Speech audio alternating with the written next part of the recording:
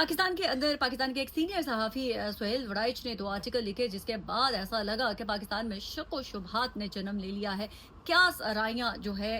वो पैदा होने लगी। ऐसा लगा कि अब इन आर्टिकल्स के ऊपर बात करना ज़रूरी है, अब इन आर्टिकल्स के ऊपर वज़ाहत देना ज़रूरी है। पहला आर्टिकल जो है वो सुहेल वड़ाइच ने 16 अगस्त को लिखा जिसमें एक ब्रसल्स की पाकिस्तान के आर्मी चीफ सैयद आसिम मुनीर से हुई मीटिंग का जिक्र किया। उसमें ज़्यादातर पाकिस्तान के आर्मी चीफ सैयद आसिम मुनीर की तारीफ़ें की गई थी। उसमें म्याना रवि के साथ बातें की गई थी।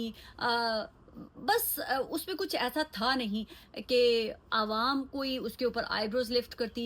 या एस्टेब्लिशमेंट कोई करती कि शायद इस आर्टिकल में कुछ ऐसा लिखा गया है जिसके ऊपर बात करना ज़रूरी है या जिसकी वजाहत एक्सप्लेन करना ज़रूरी है, लिहाजा वो आर्टिकल ऐसे ही गुजर गया। लेकिन नेक्स्ट अगली मॉर्निंग जो है सुहेल वड़ाइच एक और आर्टिकल लिखते हैं और वो आर्टिकल नहायत ही मुअद्दबाना गुजारिश के साथ कैदी नंबर 804 के बनाम लिखा गया था, जिसमें ब्रसल्स के अंदर आर्मी चीफ से हुई मुलाकात और एक इंटरव्यू का जिक्र करते हुए आर्टिकल लिखा गया था, जिसमें माफ़ीनामा, मसलहत और भुट्टो के अंजाम का जिक्र किया गया था,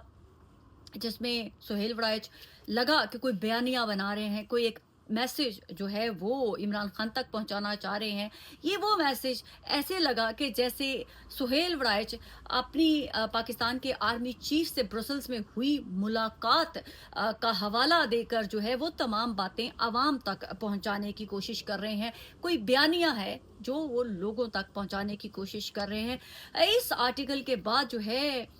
फिर आईब्रोज जो है वो बहुत सारों की लिफ्ट हुई। डेफिनेटली अदारों की अटेंशन में भी आर्टिकल आया कि क्यों और क्या इसके वजूहात थे, इस आर्टिकल को लिखने का मकसद क्या था, और अगर लिख दिया गया था तो इस आर्टिकल पर जो है वो पाकिस्तान के आर्मी चीफ सैयद आसिम मुनीर की इन्वॉल्वमेंट जो है वो नज़र बहुत ही आया होने लगी थी। तो पाकिस्तान के इदारों ने भी सोचा कि हम इसके ऊपर वजाहत दें, हम इसके ऊपर कोई बात करें, लेकिन उन्होंने इस दफ़ा कोई प्रेस कॉन्फ्रेंस करके किसी भी किस्म की कोई वजाहत नहीं दी, बल्कि इस्लामाबाद के अंदर स्टूडेंट्स के साथ एक मुलाकात के दौरान पाकिस्तान के DGISPR ने चंद सहाफ़ियों से मुलाकात करते हुए बड़ा ही कैटेगोरिकली बोला कि ब्रसल्स के अंदर पाकिस्तान के आर्मी चीफ की किसी से भी कोई 1-on-1 मुलाकात नहीं हुई है और ना ही उन्होंने किसी भी किस्म का कोई इंटरव्यू किसी को दिया है। और उन्होंने बहुत ही कैटेगोरिकली ये भी लिखा कि जो सुहेल वड़ाइच के आर्टिकल में लिखा हुआ है वो सियाको सबाक से हट कर लिखा गया है और ना ही तो कोई मसलहत की बात हुई, ना ही कोई पैगाम देने की बात हुई है और ना ही पाकिस्तान के आर्मी चीफ किसी को माफ़ी तलाफ़ी देकर चीज़ें जो है रफा दफा करने की कोई इशारा भी उन्होंने दिया था। अब देखिए कि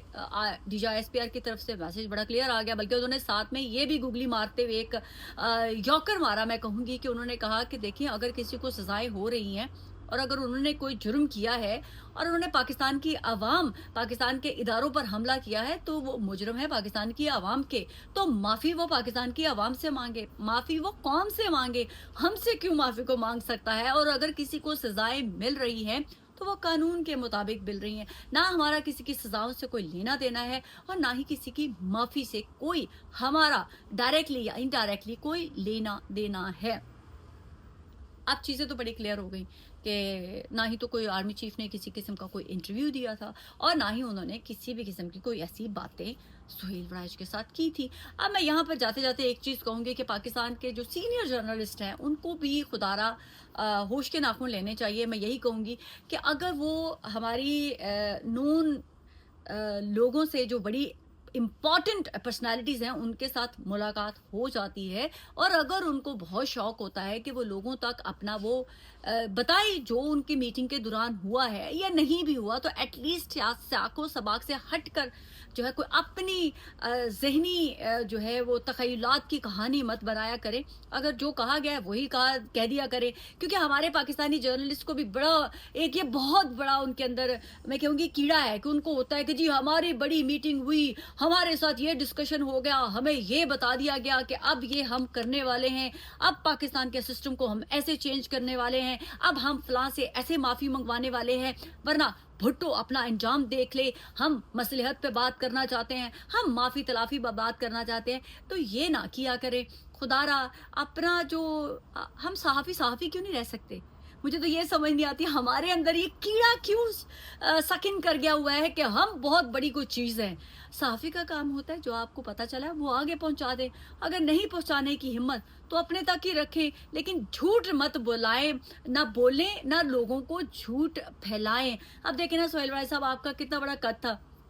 आपको लोग इतना